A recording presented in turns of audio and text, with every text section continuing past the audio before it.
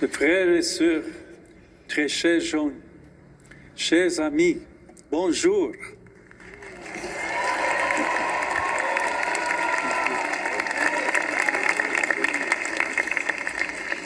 Je suis heureux d'être ici avec vous. Je vous salue de tout cœur. Je remercie Monseigneur l'archevêque pour les paroles qu'il m'a adressées. Comme il l'a souligné, l'Église dans laquelle nous nous trouvons est dédiée à Sainte Dévote, patronne de la principauté de Monaco.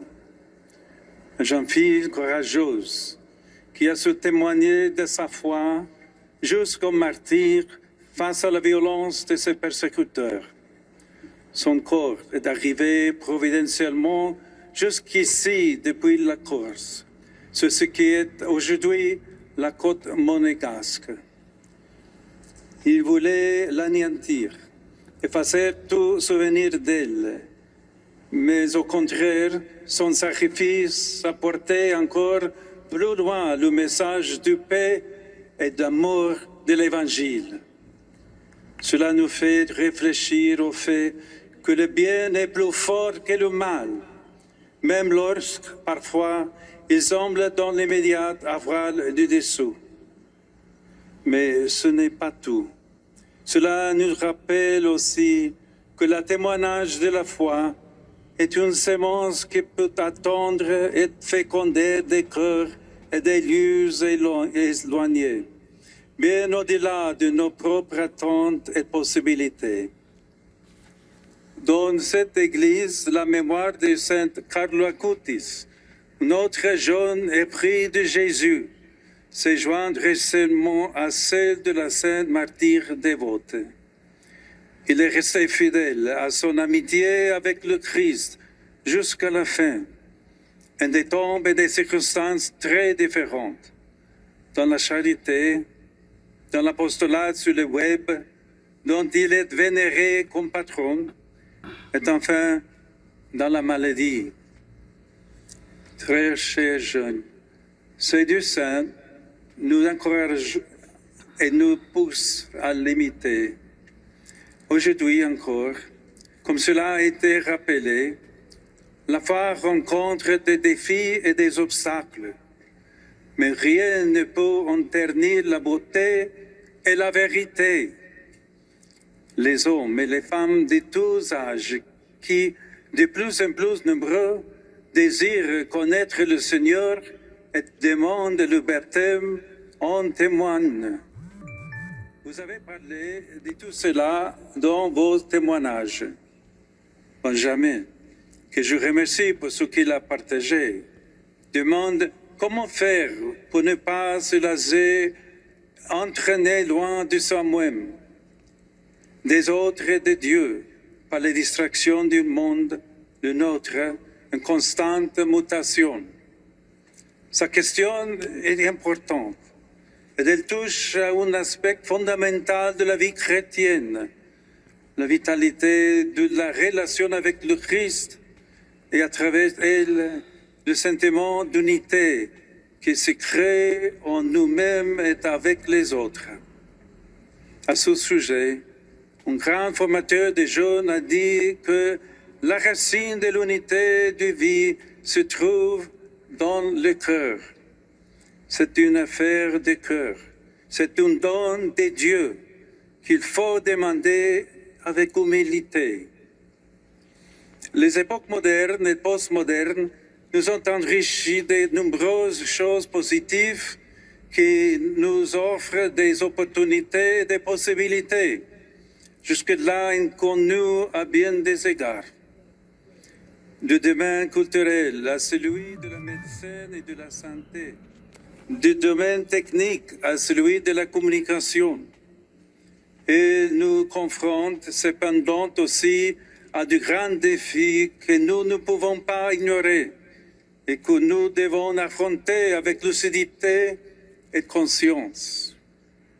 Comme l'a dit Benjamin, nous vivons dans un monde qui semble toujours pressé, avide de nouveautés, qui cultive une fluidité sans attache, marqué par un besoin presque compulsif de changement constant dans les modes, l'apparence, les relations, les idées, et même dans les dimensions de la personne qui constitue son identité même.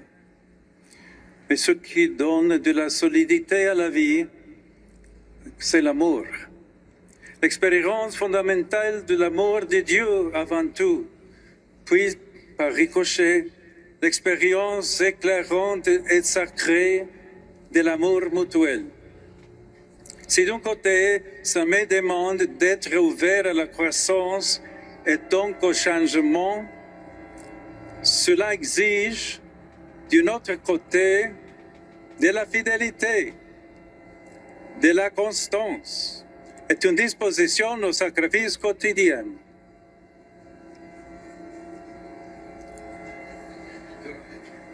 Vraiment.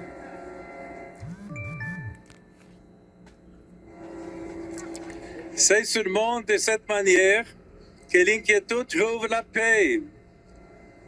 Nous aussi, désirons la paix.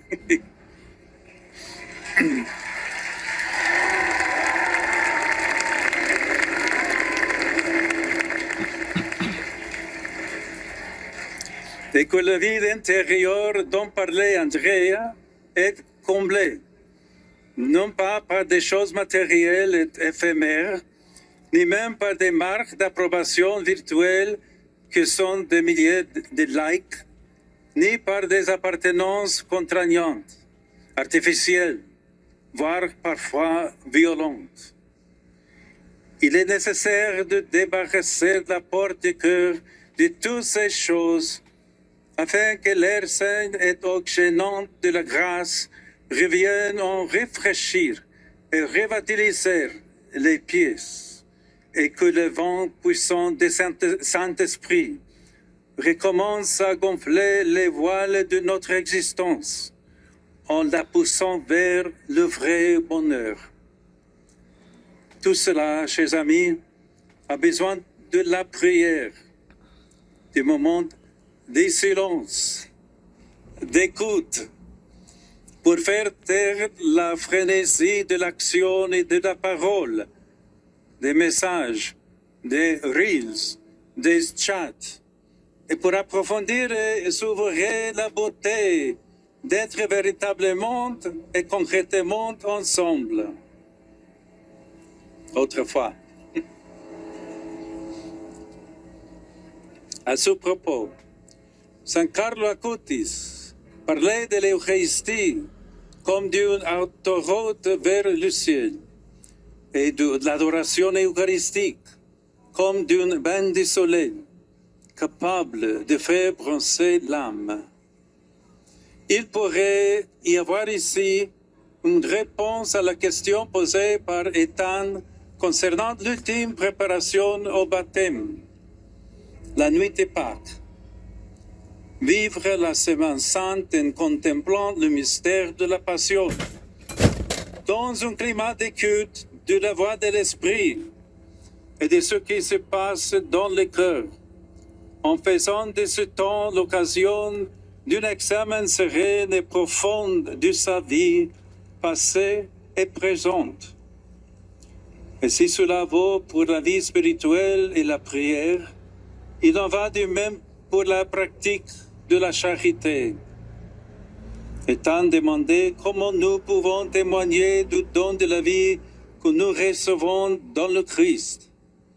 Et Sophie demandait comment être des témoins d'espérance pour ceux qui, marqués par la souffrance, risquent de perdre la lumière et le réconfort de la foi. Face au défi, Jésus nous a recommandé: ne nous inquiétez pas de savoir ce que vous direz, ni comment vous le direz. Ce n'est pas vous qui parlez, mais c'est l'Esprit de votre Père qui parle en vous. Il faisait référence aux persécutions endurées pour l'Évangile.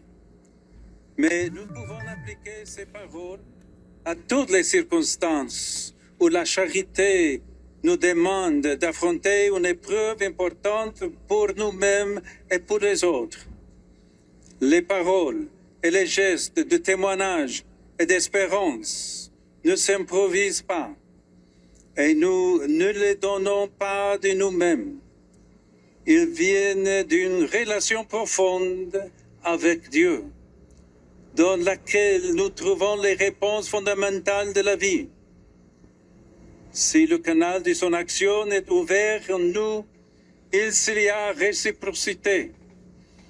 Alors nous faisons de cette relation d'amour un don commun et partagé.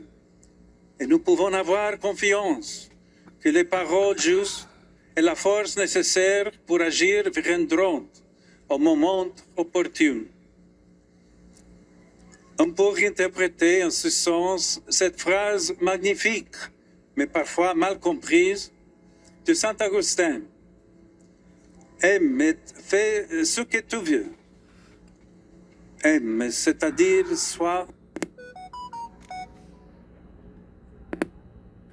proche, ne t'éloigne pas. Même lorsque tu ne peux pas résoudre tous les problèmes ni régler toutes les difficultés. Reste avec amour et avec foi. Monaco est un pays magnifique, mais c'est toi qui en apportes la véritable beauté. Quand tu sais regarder dans les yeux ceux qui souffrent ou ceux qui se sentent invisibles dans les lumières de la ville. C'est ainsi que Saint Dévote a trouvé la force de donner sa vie jusqu'au bout. Et c'est ainsi que Saint Carlo Acutis a vécu son chemin de sainteté, laissant ainsi l'âge de lumière même dans le monde du web. Chers jeunes, n'ayez pas plutôt donné votre temps, vos énergies à Dieu et à vos frères. De vous dépenser sans compter pour le Seigneur et pour les autres. C'est ainsi seulement que vous trouverez une saveur toujours nouvelle et un sens toujours plus profond dans la vie. Le monde a besoin de votre témoignage pour surmonter les dérives de notre époque et en affronter les défis. Et surtout, pour redécouvrir la douce saveur de l'amour de Dieu et du prochain. À vous, Jean catéchumène, qui vous préparez au baptême, et à vous qui avez déjà reçu ce don de grâce, j'adresse mes vœux les plus chaleureux. Puissiez-vous vivre dans le Christ une vie pleine et authentique. Puissiez-vous être pour le bien de tous dans la foi, l'espérance, la justice et la charité des artisans de paix. Vous êtes le visage jeune de cette Église et de cet État. Monaco est un petit pays, mais il peut être un grand laboratoire de solidarité, une fenêtre d'espérance. Portez l'Évangile dans vos choix professionnels, dans votre engagement social et politique, pour donner la parole à ceux qui n'en ont pas, en diffusant la culture de l'attention aux autres. Vivez tout comme une mission et faites de toutes choses un don à Dieu, qui vous voue les uns pour les autres amis dans le Christ et fidèles compagnons de route.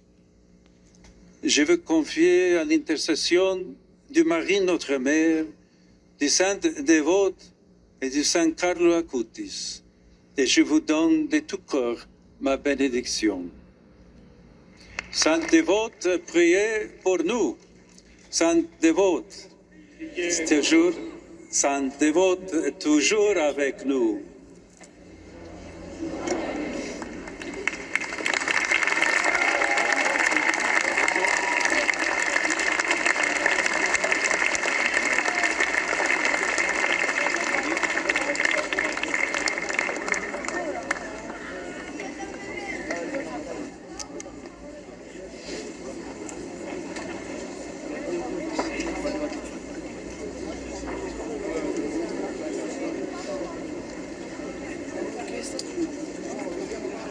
Unis dans le même esprit, nous pouvons dire avec confiance la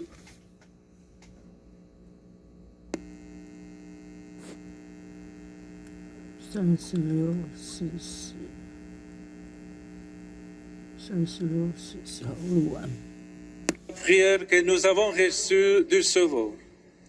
Notre Père qui es aux cieux, que ton nom soit sanctifié, que ton règne vienne, que ta volonté soit faite sur la terre comme au ciel.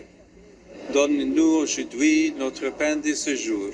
Pardonne-nous nos offenses, comme nous pardonnons aussi à ceux qui nous ont offensés. Et ne nous laisse pas entrer en tentation, et délivre-nous du mal. Le Seigneur soit avec vous. Que le nom du Seigneur soit béni. Maintenant et toujours. Notre secours est dans le nom du Seigneur. Qui a fait le ciel et la terre. Que Dieu Tout-Puissant vous bénisse, le Père et le Fils et le Saint-Esprit. Amen.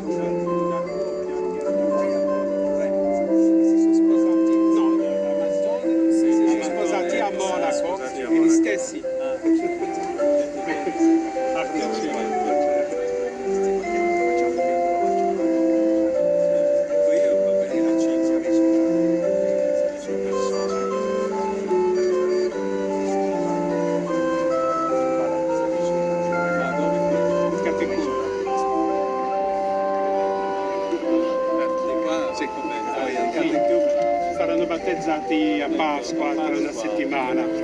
Auguri.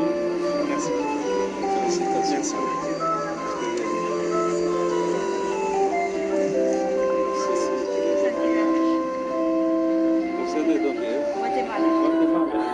Mucho gusto.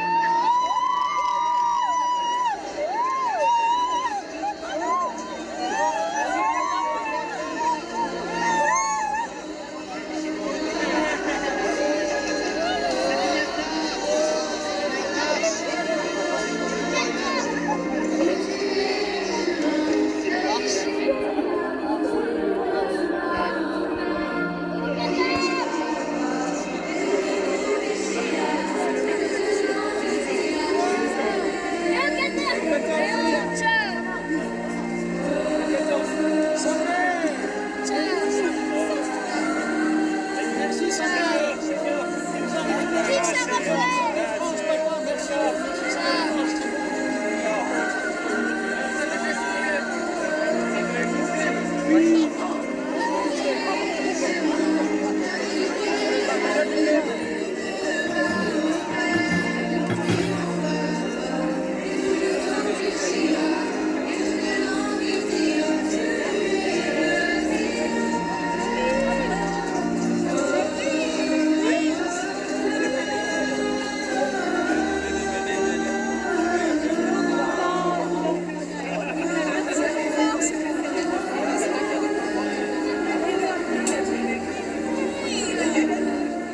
bless you. Mesdames et messieurs, et surtout, chers jeunes, je vais vous proposer quelque chose de simple pour commencer avant de sortir. Prenez une seconde, juste une seconde, regardez autour de vous, regardez le visage à côté de vous et essayez de réaliser ce qui vient de se passer. Parce que très souvent, nous vivons des moments forts et nous passons immédiatement dessus. Mais celui-ci mérite qu'on s'arrête. Ce que nous venons de vivre n'est pas simplement un événement, ce n'est pas seulement une visite, c'est une rencontre, une vraie. Et permettez-moi de le dire avec justesse, si le Saint-Père est venu aujourd'hui à Monaco, ce n'est pas seulement pour la principauté, ce n'est pas seulement pour une visite officielle, c'est pour rencontrer un peuple, rencontrer une communauté. 我切一下好了，太长了。